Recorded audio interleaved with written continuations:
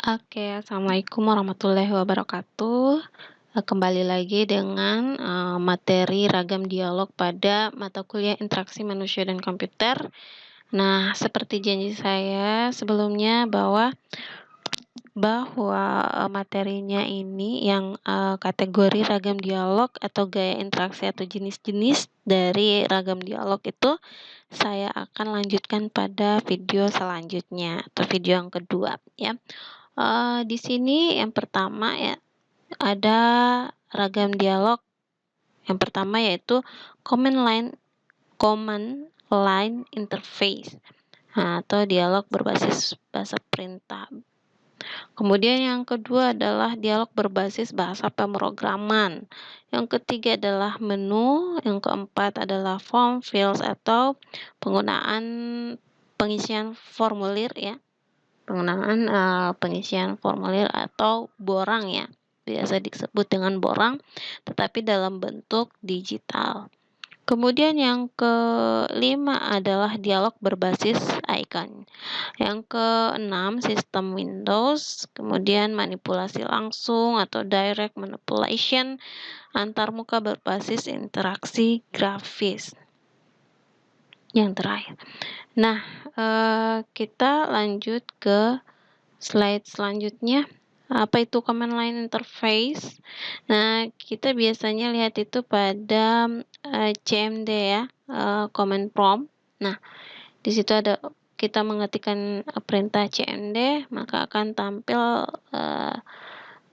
command prompt. Nah, command line interface ini apa ya? Yaitu perintahnya ini ya, atau untuk ragam dialog command line interface ini perintahnya dilakukan melalui keyboard ya, karena dengan keyboard itu sesuai dengan fungsi dari keyboard, yaitu untuk mengetikkan berbagai karakter, huruf, nomor, tombol fungsi. Nah, di situ dengan keyboard adalah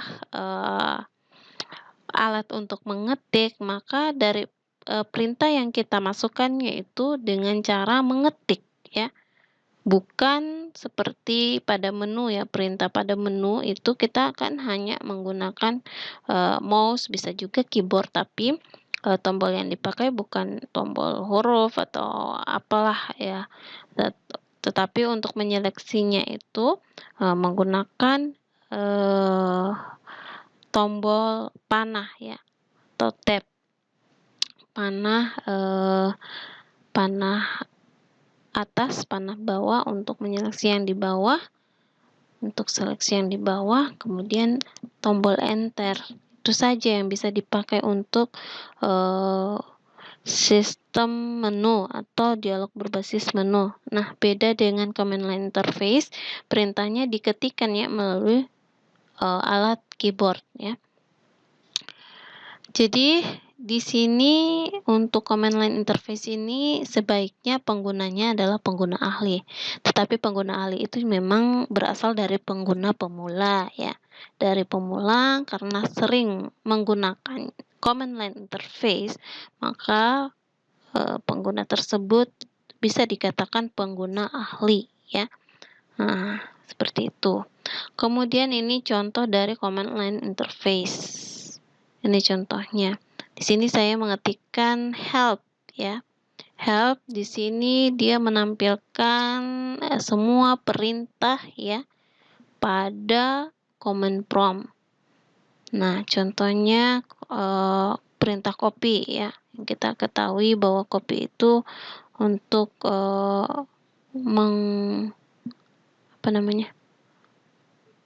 mengcopy ya, untuk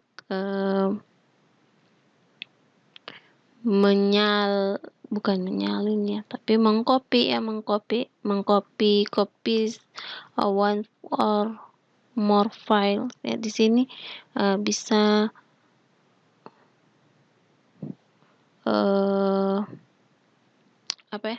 bisa meniru atau mengambil file yang sama ya, kemudian dengan perintah copy itu ya. Nah, jadi copy ini juga digunakan sebagai perintah ya, dengan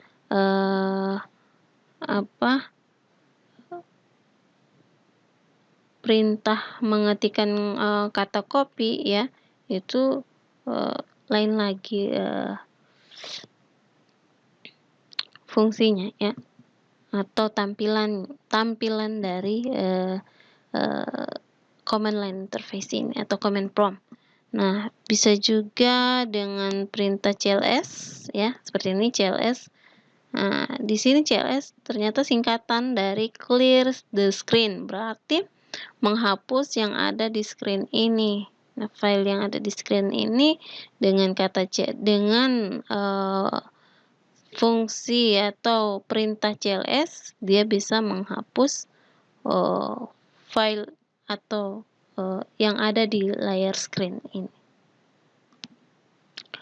Oke, yang berikutnya bahwa command line interface ini mempunyai keuntungan atau kelebihan ya, dan kerugian ya. Kelebihan atau kerugian, keuntungan atau kekurangan ya. Di sini keuntungannya apa? Karena kita lihat dari perintahnya seperti ini, berarti kita bisa dengan cepat memberikan perintah, kemudian efisien, tidak menunggu waktu yang lama. Kemudian perintahnya itu bisa jalankan karena tidak berat ya. Nah, beda lagi dengan penggunaan yang berbasis GUI, Graphic User Interface ya. Jadi efisien. Kemudian akurat. Nah, karena kita kalau mau ketikkan perintah yang salah, dia juga tidak akan bekerja sesuai dengan perintah yang salah itu ya. Nah, misalnya del ini ya, kita ketikkan DE saja ya, tidak menampilkan apa yang kita atau tidak akurat lah, tidak akurat. Kalau perintahnya seperti ini ya, maka akan dikerjakan dan itu hasilnya adalah akurat.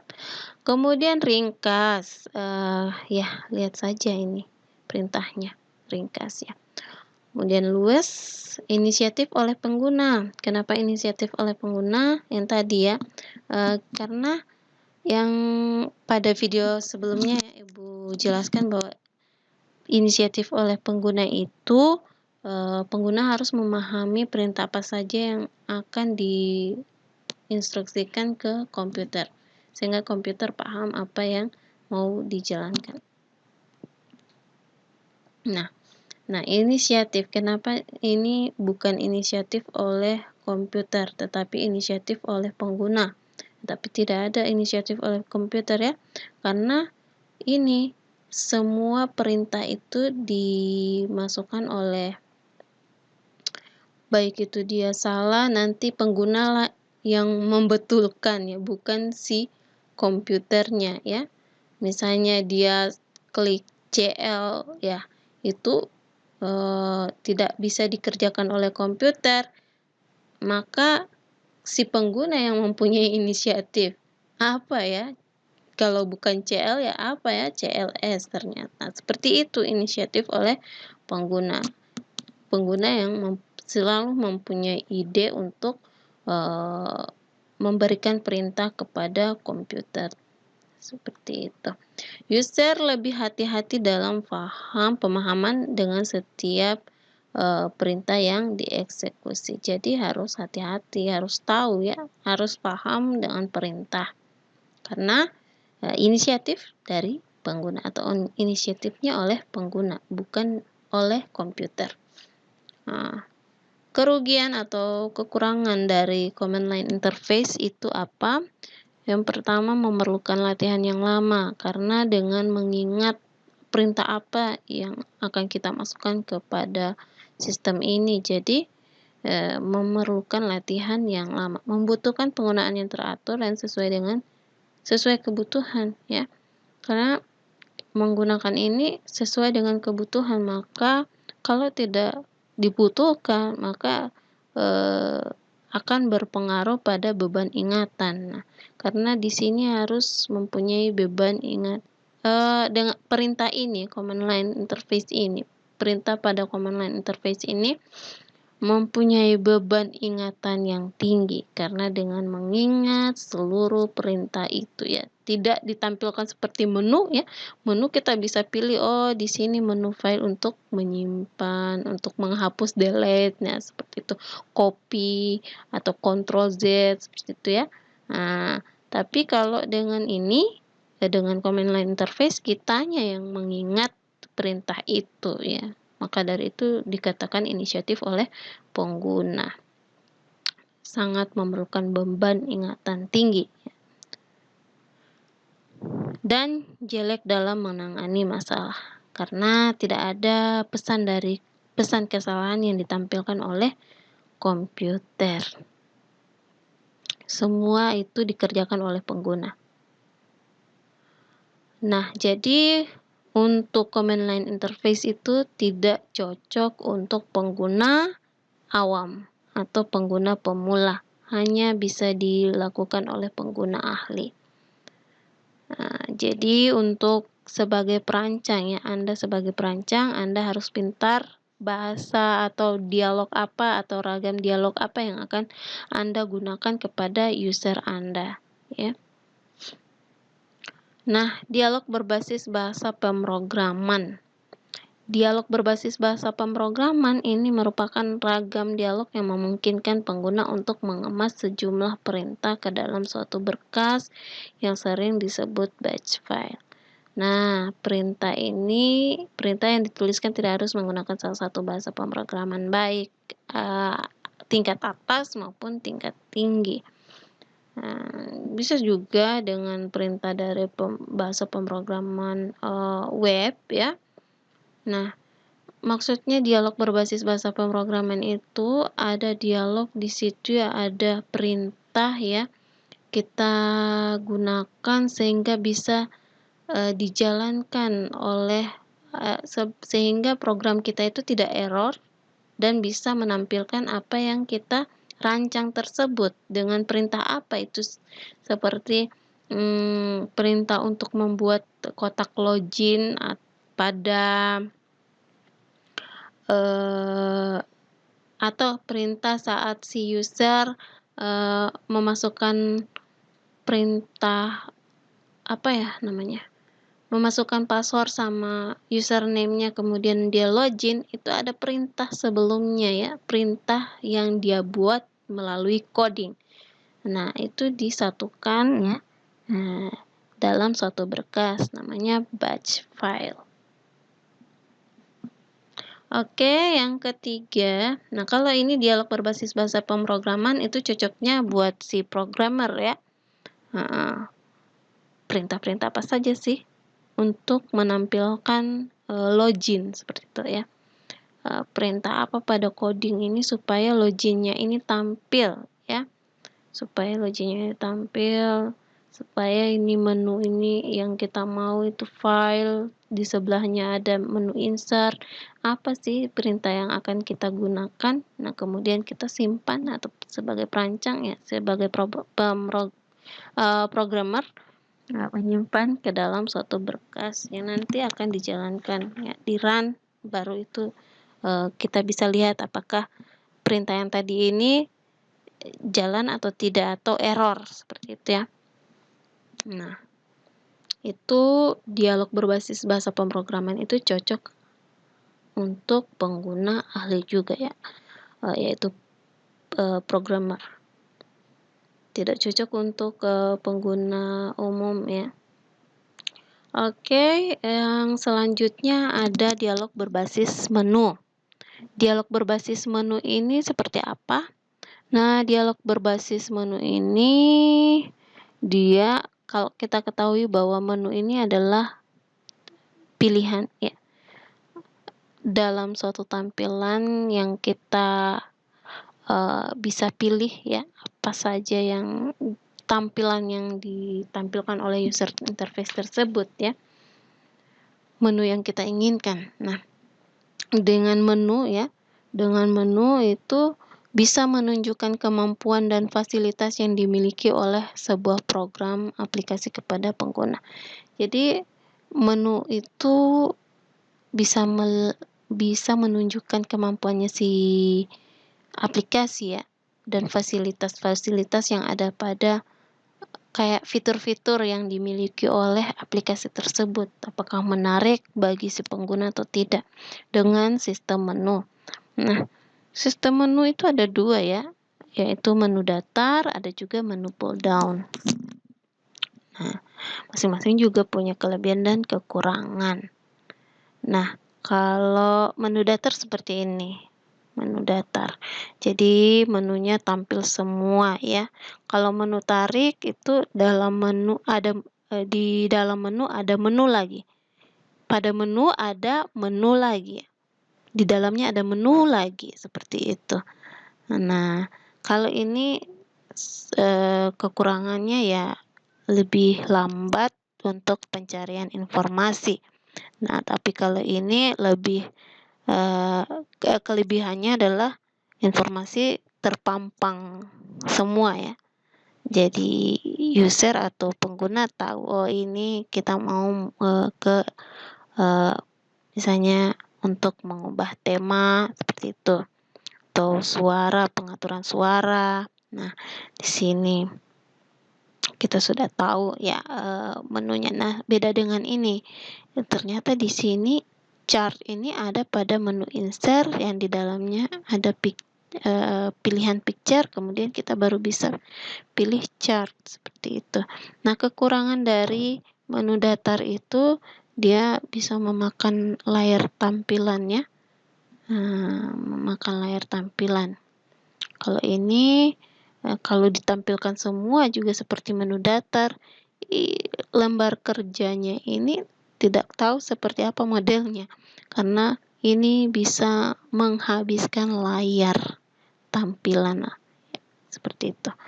Jadi silakan pilih mau menu datar atau menu tarik sesuai dengan aplikasi atau fungsi dari aplikasi yang Anda miliki. Nah, yang selanjutnya ada dialog berbasis pengisian borang.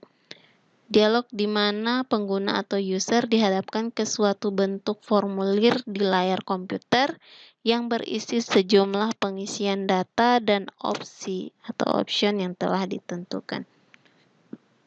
Nah, kalau dialog berbasis pengisian borang, ini orang awam pun paham ya cara menggunakannya seperti apa.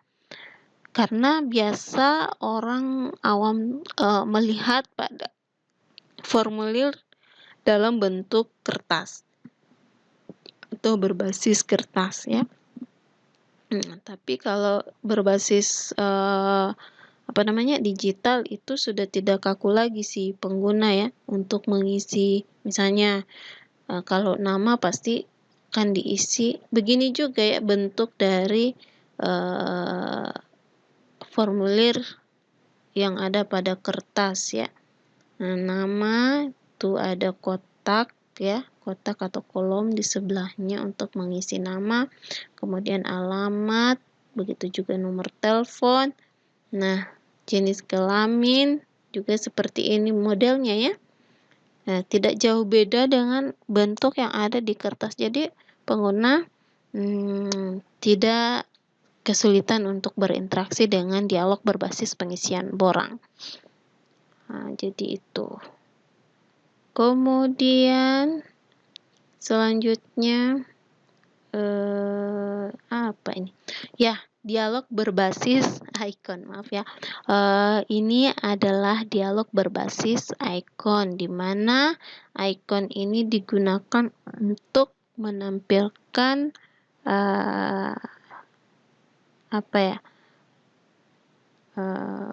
pilihan ya di dalam user interface ya, sama halnya dengan menu ya, menu.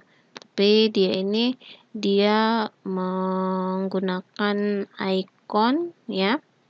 Nah, icon ini ya untuk dalam penggunaan dialog berbasis icon ya, karena icon ini tidak mempunyai standarisasi dalam penggunaan icon ya. Jadi kalau Anda menggunakan icon harus disertai dengan keterangan dari icon tersebut sehingga mampu menjelaskan kepada pengguna, walaupun sudah pengguna lihat ini, misalnya ini icon keyboard, simbolnya atau keyboard, gambarnya keyboard. Nah, tetapi Anda harus menggunakan keterangan juga di bawah situ. Oke, selanjutnya sistem Windows. Nah, sistem Windows ini secara umum yang disebut dengan jendela ya, adalah bagian dari layar yang digunakan untuk menampilkan suatu informasi. Informasi di sini dapat berupa informasi tekstual ya, bisa berupa tekstual maupun grafis. Nah, untuk menunjukkan daerah yang digunakan untuk menampilkan suatu informasi, biasanya daerah yang umumnya berupa persegi panjang dibatasi dengan semacam garis pembatas dengan ketebalan tertentu. Nah, di sini ya, contoh dari sistem penjendelaan. Nah, ini sangat sederhana ya, jendelanya disebut jendela TTY. Nah, kalau ini ada TTY, ada juga multiplex window ya. Di dalam window, di dalam window ada perintah yang beda lagi ya, seperti itu. Nah, misalnya di dalam window ini ada perintah seperti ini, ada file, edit, kemudian ada insert. Nah, kalau kita klik insert, misalnya ada window-nya ya, window-nya biasa juga saya jumpai itu pada font ya. Font, kita mau ubah font ya, ada window di situ, tuh informasi yang ditampilkan oleh window beda-beda ya, jadi namanya multiplet windows. Kalau ini hanya sederhana, hanya informasi berupa tekstual ya, itu namanya TTY. Kemudian manipulasi langsung atau direct manipulation.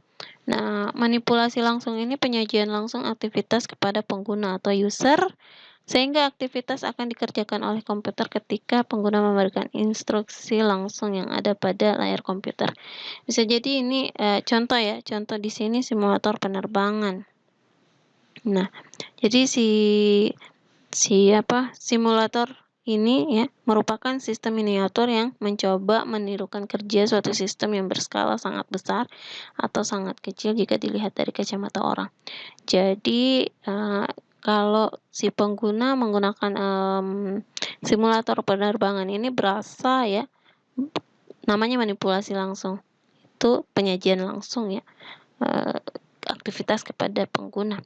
Jadi si pengguna seperti merasa ada pada pesawat terbang ya, sebagai pilot ya. Padahal ini hanya simulator saja ya, aplikasi untuk simulator penerbangan. Nah, contohnya juga saat Anda bermain game, Anda berasa ada di situ ya. Biasa juga itu disebut virtual reality ya. Jadi kita merasa berada di aktivitas itu ya. Seperti itu manipulasi langsung. Kemudian antarmuka berbasis interaksi grafis. Nah, dialog berbentuk pesan atau informasi pada suatu gambar atau link yang tampil ketika pengguna melakukan suatu aktivitas. Contohnya, ketika kursor mouse berada pada teks yang mempunyai link ke teks lain, itu seperti itu kursornya nanti berubah menjadi bentuk tangan yang menunjuk kursor yang seperti ini jika ke link tersebut ya, seperti atau dia berubah menjadi bentuk tangan menunjuk. Menunjuk ke mana? Ke arah link teks lain, seperti itu. Jadi itu antarmuka berbasis interaksi grafis. Oke, silakan Anda pilih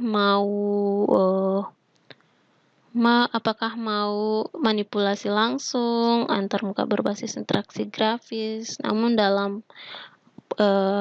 perancangannya untuk manipulasi langsung kalau seperti itu ya, kayak contohnya simulator penerbangan itu bukan sistem yang biasa atau aplikasi yang biasa. Jadi untuk tools yang digunakan untuk membangun sistem itu sangat atau berskala besar ya, seperti itu. Nah, beda halnya dengan menu ya. Jadi silakan Anda pilih mau menerapkan ragam dialog yang mana ya, karena Ibu sudah jelaskan dan itu juga sesuai kita memilih ragam dialog itu sesuai dengan tujuan dari sistem atau fungsi sistem dan target user yang kita inginkan menggunakan sistem tersebut atau aplikasi tersebut. Ya, oke, terima kasih untuk penjelasannya hari ini dan semoga kalian memahami ya. Terima kasih untuk perhatiannya. Assalamualaikum warahmatullahi wabarakatuh.